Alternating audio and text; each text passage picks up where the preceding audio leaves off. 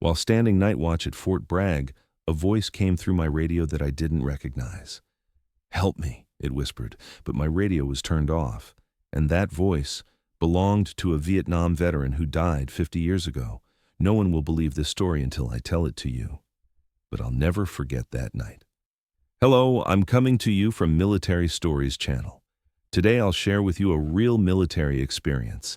This is the story of a night that forever changed the life of a tough soldier who never believed in paranormal events.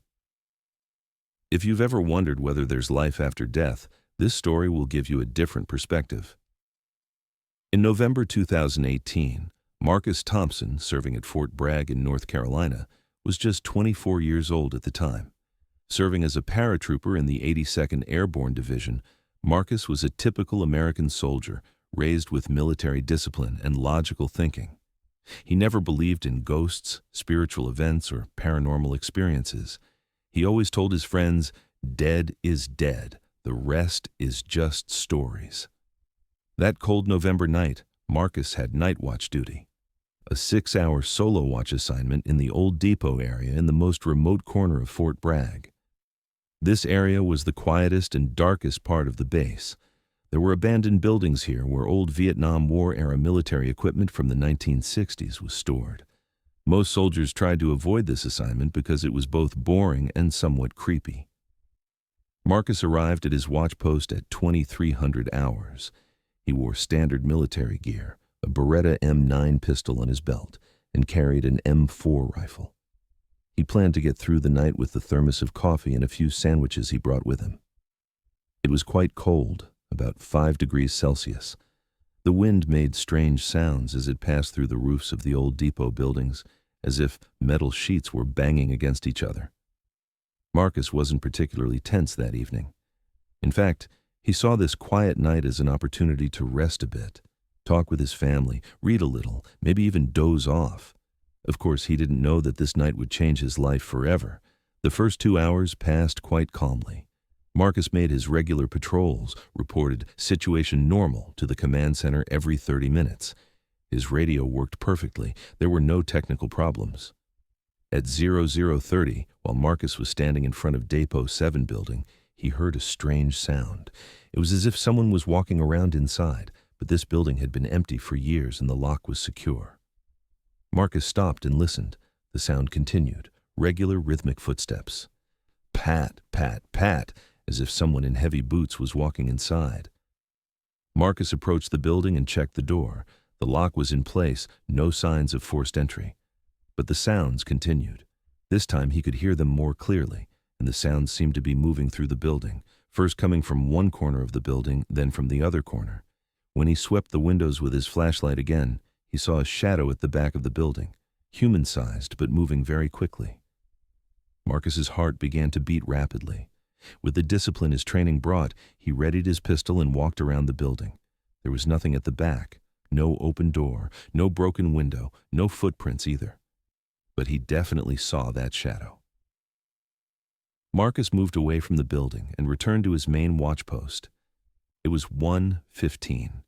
He was trying to calm down by taking a sip from his thermos coffee. Maybe there really was an animal in the building. Maybe it was the sound the wind made. He was trying to convince himself when a voice came from his radio. "Help me." Marcus looked at his radio. It was turned off. But the voice came again, clearer this time. "Please, help me." The voice was coming from very close, as if someone right next to him was speaking. Marcus turned on the radio. "Bragg Base, this is Romeo 7. I just heard a voice from my radio, but the device was turned off." "Romeo 7, no transmission was sent from us." Marcus turned his radio off and on again, tested it. It worked perfectly. But 5 minutes later, the same voice came again. "Help me. I'm Specialist Rodriguez, trapped in Saigon." This time, Marcus's blood ran cold. The voice was very clear and close. Saigon, the old name of Vietnam. The Vietnam War ended in 1975. Marcus completely turned off the radio and removed the battery, but the voice continued. "Marcus, can you hear me?" This time, Marcus jumped to his feet. The voice had said his name.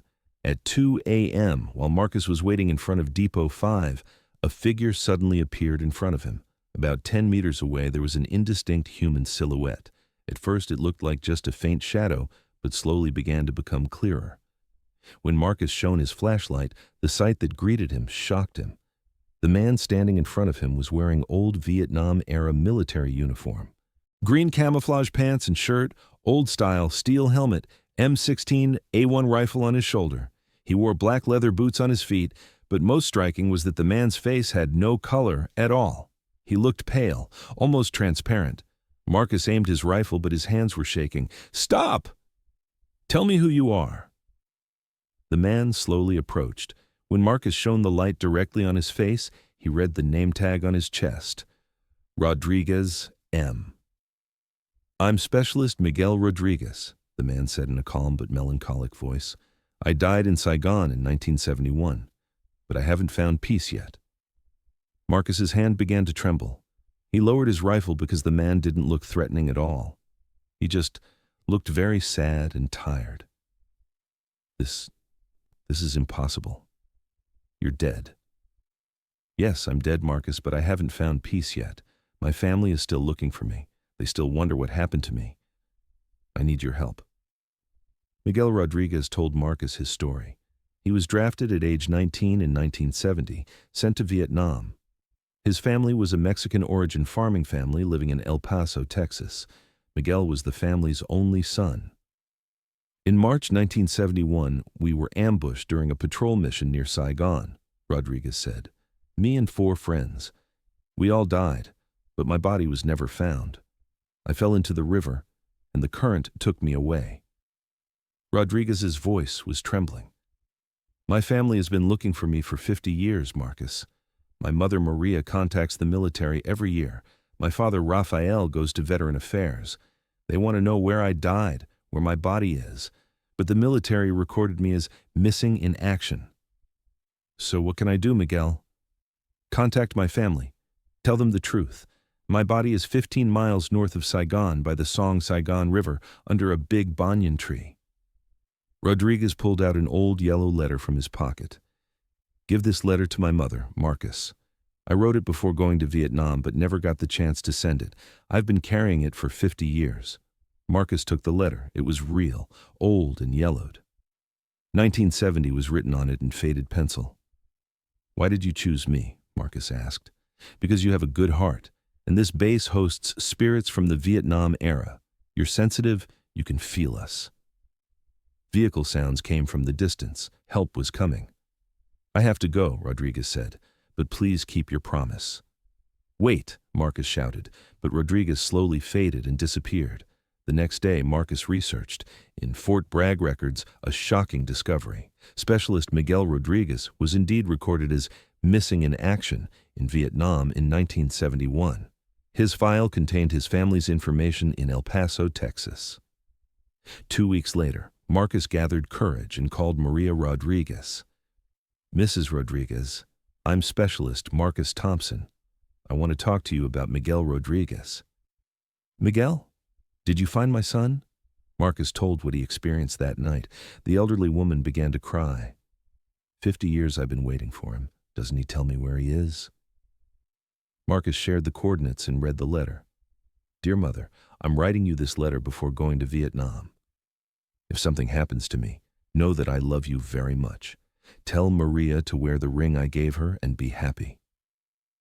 With love, Miguel." Maria Rodriguez was sobbing. That ring. Maria, his sister, she hasn't taken that ring off for 50 years. Marcus initiated procedures for the Rodriguez family to go to Vietnam. The U.S. military agreed to search at the specified coordinates. 3 months later, in Vietnam, human bones were indeed found by the Saigon River under the banyan tree.